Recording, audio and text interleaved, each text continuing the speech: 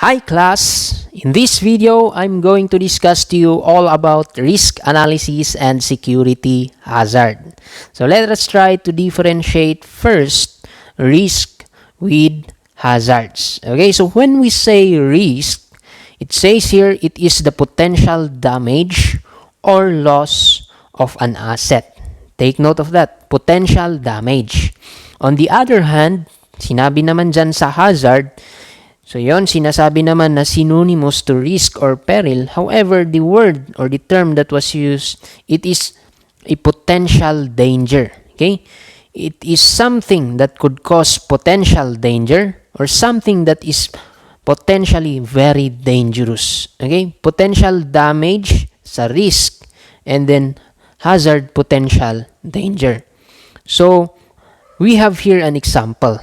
Okay, on the picture, just to show or to understand more the difference between those two. Okay, so nasabi natin kanina, hazard is something that could potentially cause harm. Okay, so meron dyan sa picture natin, ang ginamit nilang example is yung shark. Okay, or yung pating. So, nasasabi natin na it is, or we classify it as a hazard because it is an animal that could cause, okay? Or it is an animal that could potentially cause harm. Diba? Okay? So, yun, paano natin maika-classify yan with risk or maidi-differentiate yan with risk? So, masasabi natin na at risk or you are at risk pag merong exposure. Okay? Merong exposure saan? Sa hazard. Okay? So, simply, meron silang formula dito. So, hazard plus exposure with the hazard, then that is what we refer to as risk. Because there is already a potential damage. So, pwede kang ma-injure. Okay?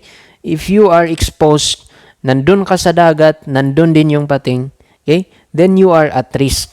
Okay? And then, masasabi natin ba na you are at risk pag nandun ka naman sa gilid, okay? Wala ka sa katubigan, nandun ka sa kalupaan, okay? So, masasabi natin ba na you are at risk? Okay? Meron bang risk doon? So, yun, hindi natin masasabi na you are at risk doon kasi you are far, okay? You are not exposed to the hazard. So, yun yung pagkakaiba ng risk sa hazard, okay? Technically. Another example na bigay nila dito is, or may bibigay natin is yung tubig sa swimming pool. Okay? The water in the swimming pool. So, just to show risk dyan is kapag tumalon yung bata doon sa swimming pool and then hindi siya marunong lumangoy. Sabihin pa natin malalim, as you can see in the picture. So, we can say that the child is already at risk. Okay? So, yun, na-expose na siya sa hazard. Another one, hazard. Hazardous things. Nandyan yung gasoline. Okay? So, paano natin masasabi na there is risk kapag in that situation? Okay? So, masasabi natin na merong risk kapag merong taong nagsindi, okay, ng lighter, sabihin natin match doon sa gilid ng gasoline station.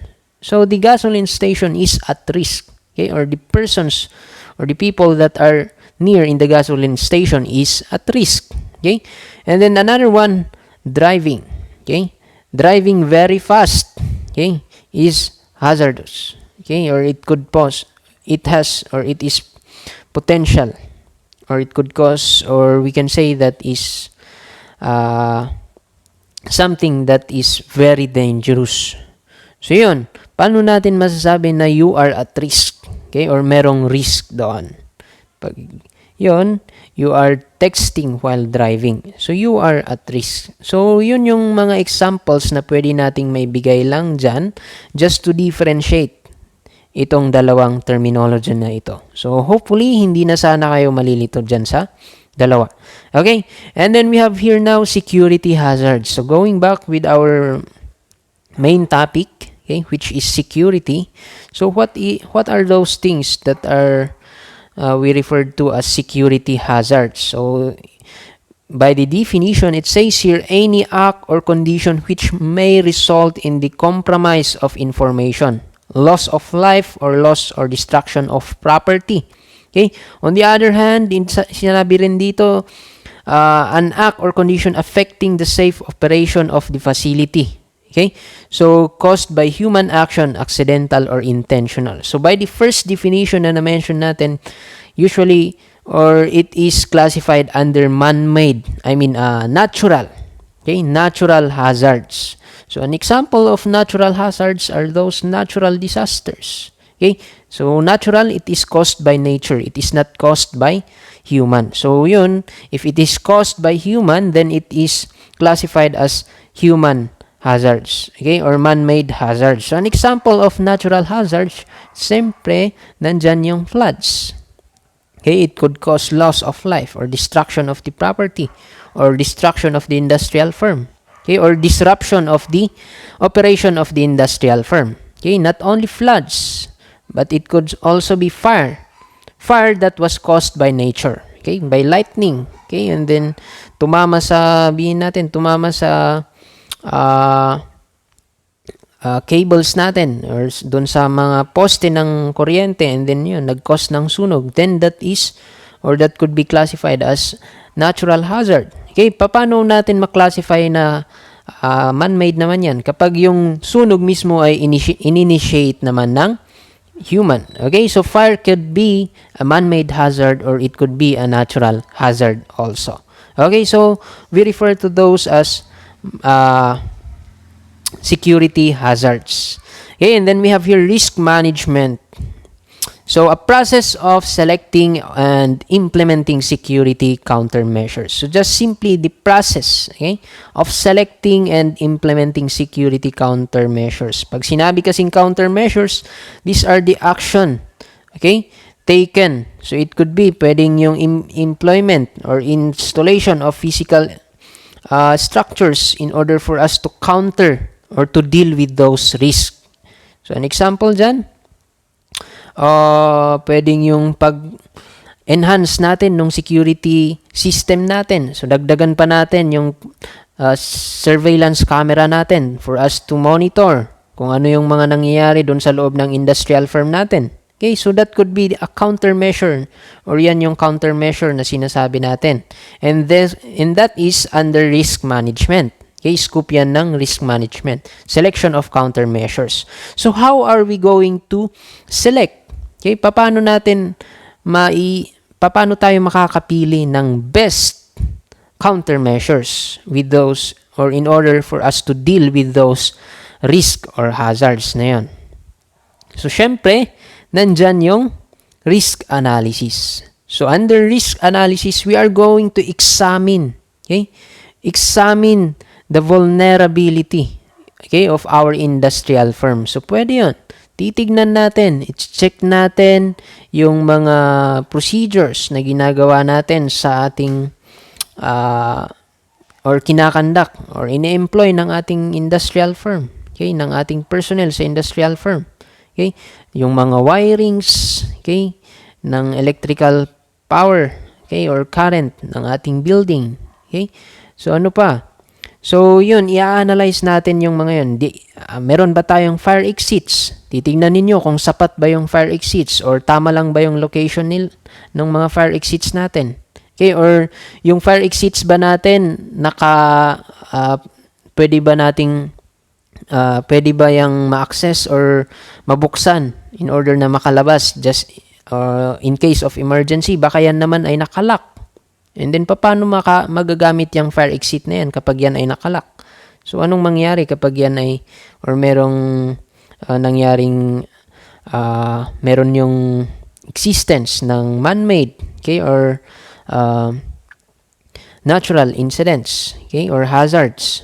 So, yun, we are going to analyze, meron bang sapat na fire extinguishers? Okay, meron bang naka-install na sprinklers sa ating building? So yun, titignan natin. We are going to examine kung sapat ba yung mga yon or kung meron ba or wala or kinakailangan ba or hindi. So we analyze, we examine our security system itself. And then yun, in order for us to select, okay, or to decide what are the best countermeasures na gagawin natin. Okay, so risk analysis in risk management is very much related. Okay, take note of that. So adversary naman, we simply refers to any individual, group, or organization, okay, or government that conduct activities or has the intention, okay, or it has or has the capability to conduct activities detrimental to our to the individual, private, or government entity. Okay, so simply these are the persons that are or that could cause harm to our industrial firm. Okay, so an example, an example of these persons are those spy. Okay, spy, the saboteur. Okay, so any person that could cause detrimental or cause harm sa ating industrial firm, we refer to as adversary. Yun yung terminology natin. And then we have here the asset. So simply we refer to any information, facility, material, information, or activity which has positive value to its owner. So an example, sabihin natin yung company is more on manufacturing foods. Okay? Sabihin natin potato chips. Company that produces potato chips. So yun, yung tinatawag natin or pwede nating ma-example na assets nila doon is yung mga machines na ginagamit nila in creating or in making or in processing those potato chips. Okay? So yung mga machine nila, yun yung asset nila. Because it has some or it has a positive value on the owner. Okay? Another one, pwede rin yung process, the menu or the recipe or the information. Okay, the process in making of the potato chips of their product. Okay, so yung formula or if not the recipe na meron sila. Okay, so yun yung pwede nating masabing asset dyan, or we refer to as asset. Vulnerability, simply we refer to the weakness. Okay, so weakness, nandyan yun, kulang siguro yung ating ini-employ or in-install na surveillance camera. Okay? Kulang din siguro yung protective lightings na ini-employ natin. Masyadong madilim yung ating industrial firm or yung area natin. So yun, it is vulnerable. Okay? Weakness ng ating industrial firm yun. So prone tayo or madaling mapasok ng adversary. Okay? So yun yung sinasabi natin na vulnerability. And then countermeasures, we have discussed or we have mentioned a while ago. These are the actions, okay, that we undertake in order to deal with those hazards or those risks. Okay, and then probability, the chance or likelihood that the loss will take place. Okay, the chance. And then in comparison with criticality, it is the impact of a loss as measured. So, yun, gaano kagrabe. Okay? Take note, probability, yung posibilidad. Okay? How possible. And then criticality, gaano kagrabe. Okay? The grave, is it grave? Okay? Less grave, parang ganon. Okay? Or is it serious? Or very much serious. Okay? So, yun yung pagkakaiba niya. Criticality, just take note of that. The impact. Okay? Gaano kagrabe. And then relative criticality of operation in relation to or in comparison with relative vulnerability. So take note on relative criticality, we refer to the product. Okay? Or we focus on the product. So gaano kamahal yung product na kinikreate. Okay? Or nandun sa industrial firm. Okay, gaano ka importante or gaano ka kamahal yung mga bagay-bagay na nandoon sa loob ng industrial firm. So nagbigay sila ng example dito, gasoline depots, communication transmission lines, okay? Or yung mga importanteng bagay. Okay? How important yung mga bagay-bagay na nandun sa industrial firm. So, communication transmission lines is very much important in an industrial firm. Okay? So, kapag yan ay na sabihin natin na wiretap, okay, yung communication lines natin, so yun, meron ng access yung ating, or yung mga spy, or yung mga kompetensya natin. So, pwede nilang magamit para tayo ay siraan, okay, or para kayo ay siraan. Okay? So, yun yung sa relative criticality. The product, okay, or the how important the things that are inside the industrial firm. However, or in comparison with relative vulnerability, ito naman, susceptibility of the plant or establishment or the industrial firm. So, an example of this, yung location ng industrial firm. So, saan nakalocate? Sabihin natin, nakalocate sa city na kung saan napakaraming organized crime group.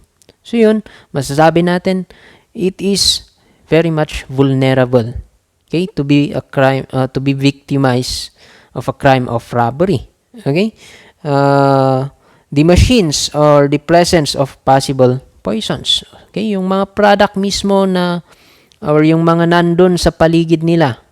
Okay, nandun sa paligid ng industrial firm mo. Sabihin natin, yung company ninyo is manufacturing company, or yung mga product na ginagawa ninyo is firecrackers. Okay? And then yung katabi ninyo is gasoline station. So yun, it is very much vulnerable. Okay? So vulnerable on what? Okay, pwedeng mag-cause yan, or pwedeng merong mangyari, okay, na fire incident. Okay? So magkaroon ng sunog. Kung hindi man explosion. So, that is what we refer to as the relative vulnerability. The location, okay, or yung nandun sa paligid ng ating industrial firm. While on relative criticality, how important yung mga bagay-bagay. So, gaano ka-expensive. So, gaano kamahal yung mga products. So, the more na mas expensive yan, the more na mas prone or pwedeng pagka-interesan ng ibang tao, di ba? Yung mga mamahaling bagay, yung product mo mamahalin. Sabihin natin yung mga products mo is made of gold. So yun, it is very much susceptible, okay, na pwedeng ma-victimize or pwedeng pagka-interesan ng mga organized crime group na pagnakawan ka. Okay? So relative criticality of operation. Relative vulnerability naman, the more na mas susceptible ka or na-expose sa hazard, then the more na you are at risk. Okay, wherein yun, na-mention natin kanina, yung example na kalapit mo is gasoline station, and then yung products mo is firecrackers or fireworks. So yun, it is very much vulnerable. Okay, or wala kang perimeter barriers man lang. So you are very much vulnerable with that. Okay, so take note na the degree of risk is dependent on the relative criticality and relative vulnerability. As we have mentioned a while ago, the more na mas mamahalin yung mga products mo, the more na pagkaka-interesan. So the more na you are at risk. The more na mas exposed ka sa hazard, the more na you are vulnerable. Okay? So yun yung example, or yun yung difference ng dalawa. Okay, and then next one, we have here risk management, alternatives, and strategies. Okay, so first one we have here, risk avoidance. So in risk avoidance, simply, you are going to eliminate or remove the risk totally. Tatanggalin mo mismo. Okay? So, yun, an example, nalaman mo na merong mga spy sa iyong industrial firm. Okay, meron kang mga personnel na spy. Okay? So, in order for you to remove the risk of being compromised, tatanggalin mo sila. Okay? You are going to fire them or paalisin mo na sila sa iyong company in order na hindi pa sila makapag-gather ng informations. Okay? So, pwede yun. Okay? Pwede nating may example as risk avoidance. Okay?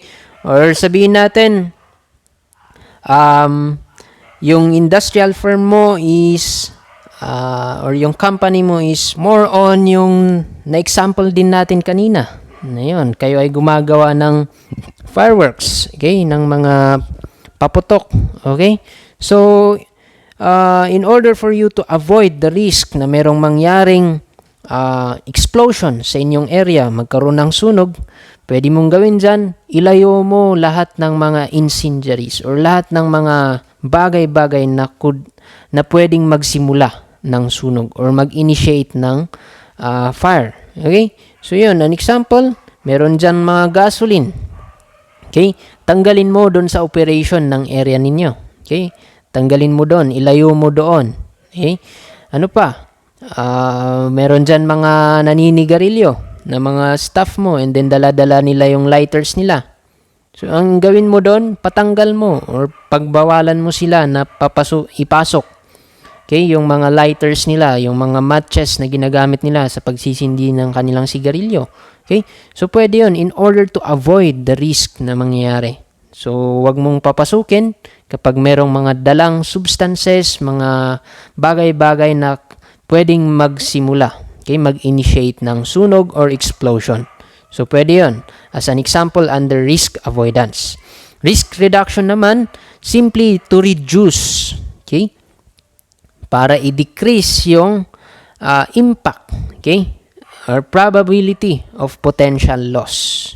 So, it could be, pwedeng dyan, prevention strategies. Ano yung example dyan? Pwedeng yung pag-employ mo or paghigpit mo ng security measures na ginagawa mo. So, pwedeng dagdagan mo pa yung protective lightings na ini-employ mo. Na in-install mo sa area mo. Okay? So that mas magkaroon pa, okay? Or mas ma-emphasize mo pa yung tinatawag natin na psychological deterrent among those or on the part of those would-be criminals. Okay? Or yung perimeter barriers mo, lagyan mo ng sensors. Okay? In order for you to detect kung merong pumapasok sa inyong area of responsibility. So, that is to reduce the probability of potential loss. So, pwede yun na example natin. And then, risk spreading. So, it is spreading the risk through compartmentation or decentralization to limit the impact or criticality of the potential loss. So, an example could be, gamitin ulit natin yung sample natin na yung company mo is more on making of those fireworks. Okay? Or yung mga paputok. Kasi malapit ng New Year.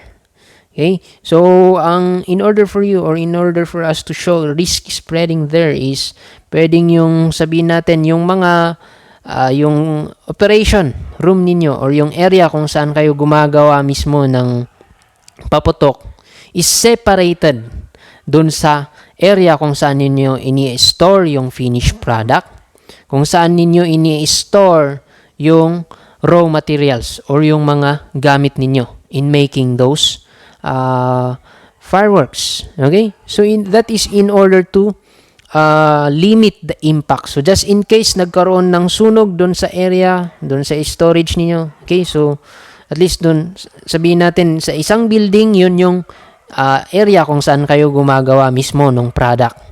And then dun sa kabilang building area, so somewhat separated dun sa building ng operation ninyo. So, separated na building. Okay? So, mas malayo dito, ilayo ng konti. Okay? So, yun, dun naman ninyo i-store yung finished product. And then sa kabilang building naman, dun nakastore yung raw materials or yung mga chemicals na ginagamit ninyo in creating the fireworks. So at least, just in case na magkaroon ng sunog sa area of operation, then at least malimit natin yung impact. So hindi masusunog lahat-lahat or hindi pa magkakaroon ng malawakang explosion. So yun yung magiging example natin in risk spreading. Risk transfer naman, so simply the moving or the act of moving the financial impact of the potential loss over the insurance company. So, this is in cases na insured yung building. Sabihin natin, nasunog yung building. So, ang mananagot doon, since insured naman yung building, ang mananagot yung insurance company. Ganon din sa mga sasakyan na mga may insurance. Okay? Pero ngayon, halos lahat, kasi requirement yan, kapag magre-rehistro ka ng sasakyan, dapat it is insured also. So, yun, once na na-involve sa accident, okay, and then nasira yung sasakyan, or merong na disgrasya, so pwedeng managot dyan or magbayad dyan yung insurance company. Okay, depende doon sa nandun sa provisions ng kanilang memorandum or contract, kumbaga. Okay, and then risk self-assumption naman, planned assumption and acceptance of the potential risk. Okay? So, ito yung mga karaniwan na nangyayari during or in times of calamities. Okay? So, in natural disasters. Yung hindi natin mapipigilan talaga. Yun nga lang, tatanggapin natin. Okay? Acceptance of the potential risk. So, wala tayong magagawa talaga. Hindi natin mape-prevent ang pag-ulan. Okay? So, yun. Or ang matagal or lakas ng bagyo. So yun, hindi natin mapipigilan yung mga yun, di ba? So yung malakas yung bagyo, malakas yung ulan, nag-cause ng flood, hindi natin mapipigilan na as in. So pwede siguro, but in a long-term process. So with that, under risk self-assumption, acceptance of those risks, okay, those potential risks.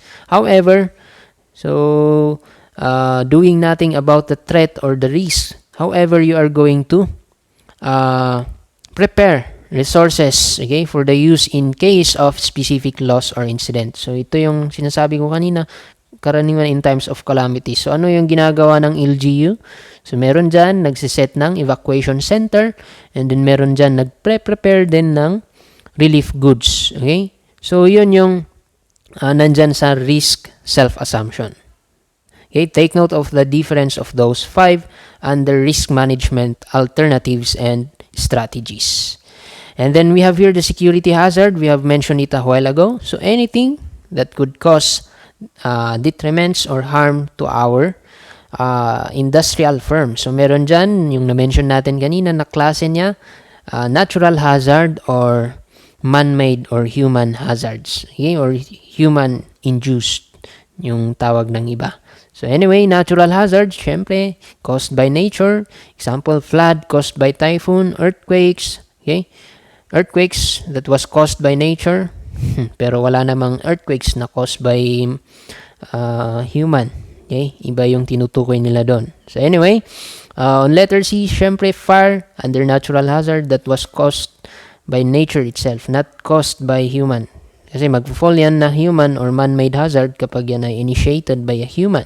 And then typhoons, cyclones, tornado, and then hurricanes. So yun, extreme temperature and humidity, that's still also under natural hazard. And then now we have here human or man-made hazard.